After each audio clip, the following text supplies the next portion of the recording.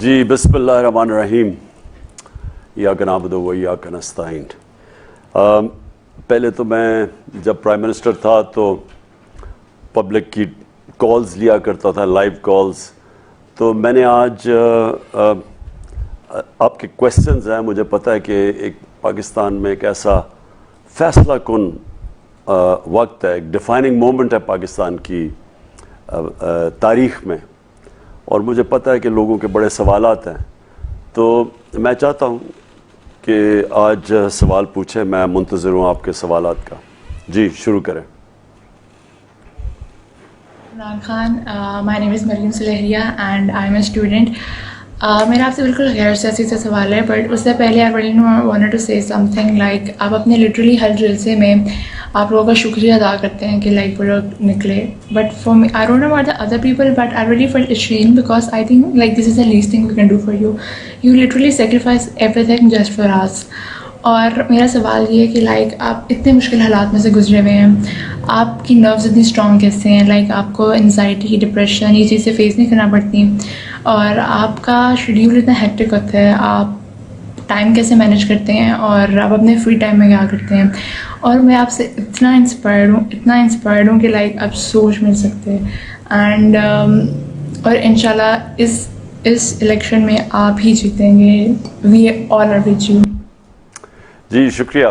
دیکھیں، سب سے پہلے تو آپ کو ایک چیز بتا دوں کہ جب پبلک اس طرح جلسوں پہ آتی ہے، اور شاید ہی پاکستان کی تاریخ میں اتنی تعداد میں کبھی پبلک اور حال ہی میں جو جلسے ہوئے ہیں کبھی اس طرح کبھی نکلی ہو، اور اس کے علاوہ جو میں نے ایک دفعہ کال دی تھی جب یہ سازش کے تحت مجھے ہٹایا، مجھے پتہ تھا کہ ہٹا رہے ہیں، تو جب میں نے کال دی تھی پبلک کو کہ آپ کو صرف اپنے ملک کو بچانے کے لیے ایک توہین ہوئی ہے 22 کروڑ لوگوں کی، کہ ایک باہر سے ایک قوت فیصلہ کرے کہ ایک 22 کروڑ کے لوگوں کی الیکٹڈ حکومت کو ہٹا کے سازش کے تحت اور چوروں کے اوپر مسلط کیا جائے، تو میں کبھی نہیں سمجھ رہا تھا کہ اتنی پبلک نکلے گی، اور تو میں تو اللہ کا خاص شکر ادا کرتا ہوں کہ اس طرح جس طرح میری عوام نکلی۔ دوسری دیکھیں، جو اللہ نے انسان کو بنایا نا، ہم اس کی سب سے عظیم مخلوق ہیں۔ ہاں، اس نے فرشتوں کو بھی انسان کے سامنے کہا جھکو، لیکن ہم مخلوق اس کی عظیم تب بنتے ہیں جب ہم جو اللہ کی جو احکامات ہیں، جو اس کے حکم ہیں، اس پہ چلیں۔ تو اللہ نے کبھی بھی ہمیں زندگی میں آسان راستہ نہیں بتایا۔ اس نے جب آپ نماز پڑھتے ہیں تو آپ کیا مانگتی ہیں نماز میں؟ کہ اللہ ان کے راستے پہ لگا جن کو تو نے نعمتیں بخشی، ان کے نہیں جو اس راستے پہ چلا گئے جس پہ ان کی تباہی ہے۔ اب جو سیدھا راستہ، جو نعمتوں والا راستہ ہے، وہ پیغمبروں کا راستہ ہے، اور ہمارے لیے خاص طور پہ کیونکہ ہمارے نبی محمد صلی اللہ علیہ وسلم کا راستہ ہے، تو وہ راستہ آسان نہیں تھا۔ ہمارے نبی صلی اللہ علیہ وسلم کی جب آپ زندگی پڑھیں تو بڑی مشکل زندگی تھی، لیکن ان سے عظیم انسان کبھی آیا ہی نہیں اور نہ کبھی آ سکتا ہے۔ تو ہم کیا اس سے سیکھتے ہیں کہ ہم آسان راستہ نہیں ڈھونڈتے، ہم سیدھا راستہ ڈھونڈتے ہیں جو ہماری عظمت کا راستہ ہے، اور وہ ہم جب نبی صلی اللہ علیہ وسلم کی سیرت پہ چلے، ان کے راستے پہ چلے، ان کی شریعت پہ چلے، تو وہی ہمارا پھر عظمت کا راستہ ہے۔ اور اس میں جتنی بھی مشکلات آتی رہتی ہیں نا، ایک اللہ نے ہمیں بنایا ایسا ہے کہ جتنی ہم مشکلات کے سامنے کھڑے ہوتے ہیں اور اللہ ہمیں طاقت دے دیتا ہے۔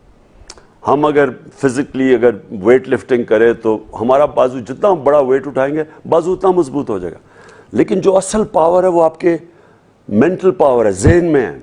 تو جتنی آپ مشکلات کا سامنا کرتے رہیں گے اللہ آپ کو اور طاقت دیتا رہتا ہے۔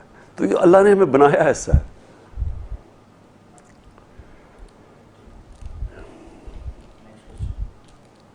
جی نیکسٹ کویسچن۔ السلام علیکم خان صاحب، میرا نام مبین ہے اور میں اسلام آباد میں رہتا ہوں اور ایک یونیورسٹی اسٹوڈنٹ ہوں۔ میرا آپ سے سوال یہ ہے کہ جو ابھی امپورٹڈ حکومت ہمارے اوپر مسلط کی گئی ہے، اس کو ہٹانے کا واحد طریقہ یہ ہے کہ ہم الیکشن جیت کے آئیں۔ آپ کی جو سب سے بڑی سپورٹر بیس ہے، ووٹر بیس ہے، وہ یوتھ سے بلانگ کرتی ہے۔ ابھی جو الیکشن کمیشنز کی ڈیٹا ہے اس کے مطابق 50% جو یوتھ ووٹرز ہیں وہ رجسٹرڈ ہی نہیں ہے کیونکہ ان کے CNIC نہیں بنے ہوئے. تو آپ ان کو کیا میسج دینا چاہیں گے؟ دیکھیں آج میں ساری اپنی یوتھ کو، کیونکہ دیکھیں فیوچر تو آپ کا ہے،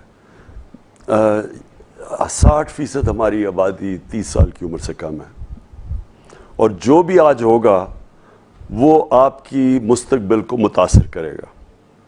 کیا یہ انہی چوروں کے نیچے اگر ہم نے زندگی گزارنی ہے تو یہ سمجھ رہے ہیں کہ سب سے زیادہ تو نوجوانوں کا یوتھ ان کا فیوچر متاثر ہے. تو اس لیے بہت ضروری ہے آپ کا کہ آپ اپنی انشور کریں کہ آپ کی ووٹ رجسٹرڈ ہے اور پتہ چلوائیں کہ ووٹ کدھر ہے. کیونکہ میں اپنے یوتھ کو خاص طور پہ کہہ رہا ہوں کہ یہ جو ہم دیکھیں 2 قسم کے انقلاب ہیں نا. ایک تو خونی انقلاب ہے، وہ خدا نہ خواستہ کبھی بھی ہمیں سوچنا نہیں چاہیے اس طرف، کیونکہ اس کی تباہی اتنی ہوتی ہے کہ جب ملک کو اس سے ٹھیک کرنے میں اس خونی انقلاب کی تباہی کے بعد وہ بڑا دیر لگتی ہے. اور دوسرا ہوتا ہے کہ ہم بیلٹ کے ذریعے انقلاب لے کے آئیں، یعنی ہم ووٹ کے ذریعے اپنی انقلاب لے کے آئیں. اور اس لیے میں یوتھ کو، نوجوانوں کو خاص طور پہ کہوں گا کہ اپنی ووٹ رجسٹر کروائیں اور تیاری کریں الیکشن کے لیے. جی اگلا سوال. میرا نام ریحان ہے، میرا تعلق کراچی سے ہے.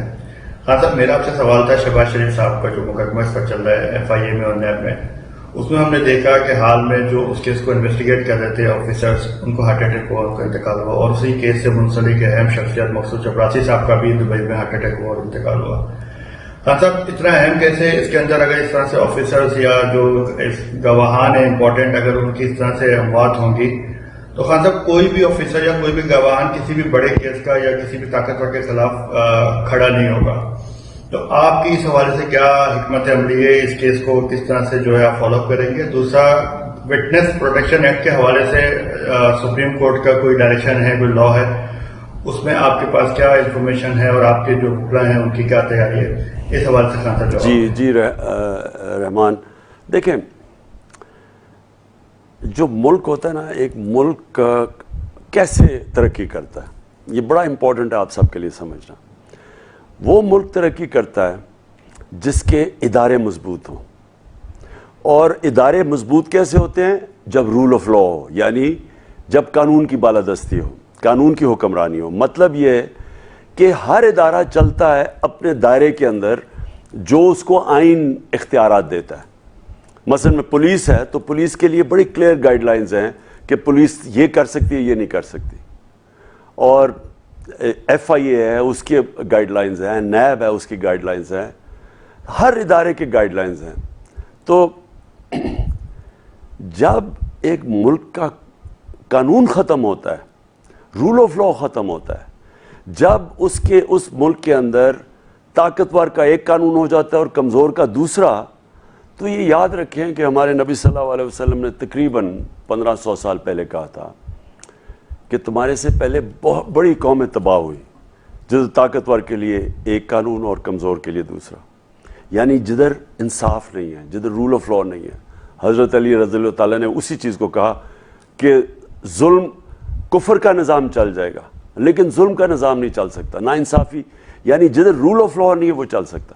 اور اگر آج آپ دیکھیں تو میں اپنی اس زندگی میں ساری دنیا پھر چکا ہوں، تو میں نے ایک چیز مجھے کہے نا کہ میں نے غریب وہ ملک جدھر بڑی غربت ہے وہ دیکھے اور وہ ملک جو بہت خوشحال ہیں.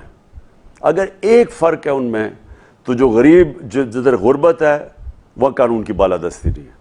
وہاں بالکل جو ہمارے نبی صلی اللہ علیہ وسلم نے 1500 سال پہلے کہا تھا، وہاں طاقتور کے لیے ایک قانون ہے، کمزور کے لیے دوسرا ہے. کمزور کو جیلوں میں ڈال دیتے ہیں، چوروں کو، لیکن طاقتور ڈاکوؤں کو وہ نہیں پکڑ سکتے. تو ہمارے ملک کا یہ جو ہوا ہے، یہ سارا کچھ، یہ جو ابھی آپ نے بات کی مقصود چپراسی کی، یہ کیا چیز ہے کہ پہلے جنرل مشرف نے NRO 1 دیا. اتنا بڑا جنرل مشرف نے نقصان کیا پاکستان پہ، ظلم کیا کہ وہ لوگ جو خود ہی اپنے ایک دوسرے کے خلاف کرپشن کیسز بنائے ہوئے تھے. زرداری کو نواز شریف نے جیل میں ڈالا تھا، زرداری نے نواز شریف کے اوپر حدائبہ پیپر مل کا کیس بنایا تھا، سرے محل کا کیس ان کے دور میں بنا تھا نواز شریف کے. جو پھر $60 ملین پکڑے گئے سوئٹزرلینڈ میں زرداری کے، وہ ان کے دور سے شروع ہوا تھا. تو ان دونوں نے کیس بنائے تھے اور ان دونوں نے کہا تھا کہ ایک دوسرے کرپٹ ہیں. اور جنرل مشرف نے ان کیسز کو صرف اور صرف اپنی پاور بچانے کے لیے ان دونوں کو معافی دے دی اور NRO دے دیا، جبکہ جنرل مشرف کے پاس اختیارات ہی نہیں تھے کہ آپ چوری، عوام کا پیسہ چوری ہوا تھا، وہ کیسے معاف کر سکتا ہے؟ کوئی میرا پیسہ چوری ہو تو کون چور کو کیسے معاف کرتا ہے؟ میں ہی کر سکتا ہوں نا. تو عوام کا پیسہ چوری ہوا تھا. اس کے بعد انہوں نے اپنا نیب کا ہیڈ رکھا، انہوں نے اپنا الیکشن کمیشن، تین فیصلے کیے، الیکشن کمیشن، کیئر ٹیکر اور نیب کا ہیڈ. اس سے کیا ہوا؟ کھل کے چوری کی دونوں نے. 10 سال میں ملک کے اوپر 4 گنا زیادہ قرضہ چڑھا دیا. دونوں کے اب جو آج کرپشن کے کیسز بنے ہوئے یہ ان کے دور کے بنے ہوئے تھے. اب آئے ہیں تو اب پھر سے میرے 3.5 سال لگے رہے. آپ سنیں، میں ہر جگہ کہتا تھا میں ان کو NRO نہیں دوں گا، کیونکہ یہ مانگ ہی میرے سے NRO رہے تھے. یہ اپنے آپ کو قانون کے اوپر سمجھتے ہیں. یہ جب نیب میں جا رہے ہیں اور ان سے ذرا کبھی پوچھیں FIA کے سامنے، جب ان سے سوالات پوچھے جاتے تھے تو یہ تکبر تھا انہوں میں کہ تمہاری جرت کیسی پڑی ہمیں سوال پوچھ لے، تمہاری جرت ہمیں کیسے پڑی کہ تم نے پوچھا کہ ہمارے پاس یہ اربوں روپیہ کدھر سے آیا. تکبر ہے ان لوگوں میں، کیونکہ ان کو عادت پڑی ہوئی ہے کہ یہ قانون صرف غریب لوگوں کے، کمزور لوگوں کے لیے ہے. ان کے لیے قانون ہی نہیں ہے، یہ اوپر ہیں. یہ وہ والے بادشاہ ہیں جب جن کے اوپر قانون نہیں لگتا. تو یہ جو ہوا ہے، یہ جو سب سے بڑا ظلم ہوا ہے، سازش تو خیر امریکی سازش تھی، ساتھ یہاں میر جعفر میر صادق ملے ہوئے تھے. تو اوپر جو بیٹھ کے ہیں وہ لوگ، یہ سب سے زیادہ صرف ملک کی توہین نہیں ہے کہ کرپٹ ترین لوگ جن کے اوپر اربوں روپے کے کرپشن کے کیسز تھے وہ اوپر آ کے بیٹھ گئے، بلکہ انہوں نے ایک اور کام کیا ہے جو انہوں نے پہلے جب 4 گنا زیادہ قرضے چڑھے NRO 1 ملا تھا تو انہوں نے تب بھی سارے ادارے ختم کر دیے تھے. اب آتے ساتھ ہی انہوں نے کیا کیا ہے، سب سے پہلے FIA کو ختم کیا. اور FIA کے اندر کیونکہ یہ شہباز شریف اور اس کے بیٹوں کے اوپر کیسز تھے، اور وہ ایسے کیسز تھے کہ کوئی بچ ہی نہیں سکتا اس میں سے، جس کا اوپن اینڈ شٹ کیسز تھے. 16 ارب کے کیسز کیا تھے کہ نوکروں کے انہوں نے اکاؤنٹس میں پیسے لیے اور ادھر سے یہ خاندان کے اوپر ان کے پاس پیسہ آ گیا. تو اور ان کی شوگر مل کے وہ نوکر تھے، اور پیسے جو مقصود چپڑاسی کا نام، کیونکہ 4.25 ارب 475 کروڑ روپیہ اس کے اکاؤنٹ میں آیا. اب یہ کیس تھا، بدقسمتی سے ہمارا انصاف کا جو نظام جو تھا وہ ان کو پکڑ ہی نہیں سکا.